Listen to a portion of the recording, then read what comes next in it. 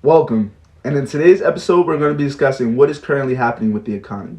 Even though they haven't officially announced a recession, many hardworking Americans have already begun feeling the effects of the economy, seeing increases in gas, food, energy, and other raw commodities. Why is this happening, you may ask? This is happening primarily because of high inflation. High inflation is when prices for goods and items are unusually high. Currently, inflation is at 8.3%, which is almost 3 full percentage points higher than this time last year. If you were to put $100 in the bank with the savings interest of 3% at the end of the year, that same $100 would have accumulated $3 of interest. However, you would have lost $8.30 due to inflation. So in this example, you are losing your money. With negative real interest rates, the proposition of saving money is discouraged. This incentivizes the everyday working American to spend their money instead of saving it, which can create an inflationary environment. Now that we know what inflation is, how can we get inflation back down to sustainable levels? This is when the Federal Reserve Bank comes into play. The Federal Reserve Bank is the central bank of the United States tasked with controlling inflation while maximizing employment in America. When inflation begins to run wild, the Federal Reserve uses two tools to fight against inflation, which are raising the federal funds rate and taking money out of the economy. Currently, the federal funds rate sits at 3.9%, with the possibility of increasing another 0.75 to 0.5%. Today, the FOMC raised our policy interest rate by 75 basis points, and we continue to anticipate that ongoing increases will be appropriate.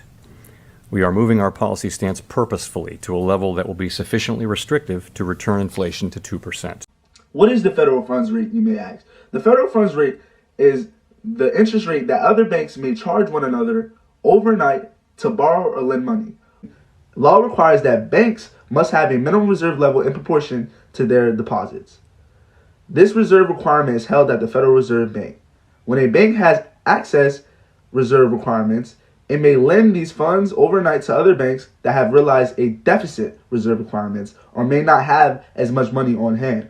When central banks like the Federal Reserve decrease interest rates, it can have a ripple effect throughout the broader economy, affecting both stocks and the bond market in different ways. Lowering interest rates can make borrowing money much cheaper.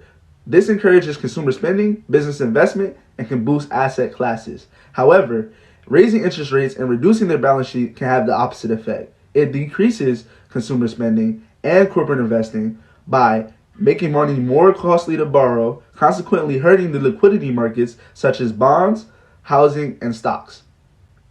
Jerome Powell, head of the Federal Reserve, says despite consumer spending being down and rising interest rates, the economy is not experiencing a recession due to a strong job market's outlook and strong household savings.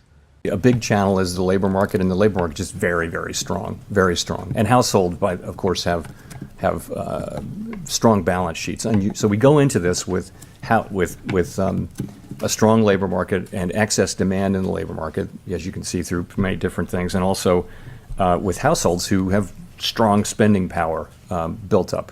So it may take time. It may take resolve. It may take patience. It's likely to get inflation down. I think you see from our forecasts and others that it will take some time for inflation to come down. It'll take time, we think.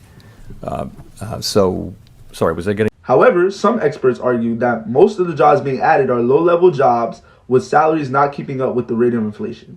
Jerome Powell, head of the Federal Reserve, says in order to get inflation back under control, we must see below-trend growth in the economy and higher levels of unemployment. Essentially, in order to get inflation back under control, they must slow down the economy. How is this done? This is done by raising interest rates and reducing their balance sheet or taking money out of the economy. Reducing inflation is likely to require a sustained period of below-trend growth and some softening of labor market conditions. Restoring price stability is essential to set the stage for achieving maximum employment and stable prices in the longer run. The historical record cautions strongly against prematurely loosening policy. We will stay the course until the job is done. Jerome Powell, head of the Federal Reserve, says that funds rate can and most likely will exceed 5% and linger there for a certain period of time until there is sufficient evidence that inflation has begun to come back down and that it is very, very premature to even consider pausing rate hikes. Jerome says we still have a ways to go to get back to levels of sufficient restrictiveness. And the questions that faces restrictive policies are how high to raise interest rates and how long to keep their policy restrictives. Very premature to be thinking about pausing. So people, when they hear lags, they think about a pause. It's very premature, in my view, to think about or be talking about pausing our rate hike. We have a ways to go. Our policy, we need ongoing rate hikes to get to that level of sufficiently restrictive, and we don't really know exactly where that is. We have a sense, and that's why I've said at the last two press conferences that at some point it will become appropriate to slow the pace of increases. So that time is coming, and it may come as soon as the next meeting or the one after that. No decision has been made. It is likely we'll have a discussion about this at the next meeting, a discussion. To be clear, let me say again, the question of when to moderate the pace of increases is now much less important than the question of how high to raise rates and how long to keep monetary policy restrictive, which really will be our principal. Powell also suggests that not raising interest rates can have even more negative effects on the economy, which would lead to entrenched or long-lasting inflation. And if the restrictive policy was too restrictive, that they could always print money and stimulate the economy further. However, critics argue that that methodology is a short-term fix, ultimately creating hyperinflation. What is hyperinflation? It is monetary inflation occurring at a very high rate. What will happen if hyperinflation occurs? Hyperinflation can cause people to begin hoarding goods and supplies. In turn, there could be food shortages and supply shortages. When prices rise excessively, money decreases in value because inflation causes it to have less purchasing power. For example, when you go to the grocery store to purchase that same 12-ounce tub of oatmeal at that usual discounted price, it has now seen its price increase by 8.3%, with its total volume shrinking due to global supply chain issues and a shortage of goods and transportation. If we over-tighten, then we have the ability with our tools, which are powerful, to, as we showed at the beginning of the pandemic episode, we can support economic activity strongly if that happens, if that's necessary. On the other hand, if you make the mistake in the other direction and you let this drag on, then it's a year or two down the road and you're realizing inflation behaving the way it can, you're realizing that you didn't actually get it, you have to go back in. By then, the risk really is that it has become entrenched in people's thinking. Thus, everyday hardworking Americans will feel some kind of hardship while the Fed intentionally cripples the economy and attempts to stop growth and return inflation to a 2% goal. Now, in the defense of the Federal Reserve, the battle against inflation has proven more difficult than previously thought because of economic pressures from the Russian and Ukraine war, supply chain issues in China due to COVID lockdowns, and rising expectations of a recession in Europe and other global markets.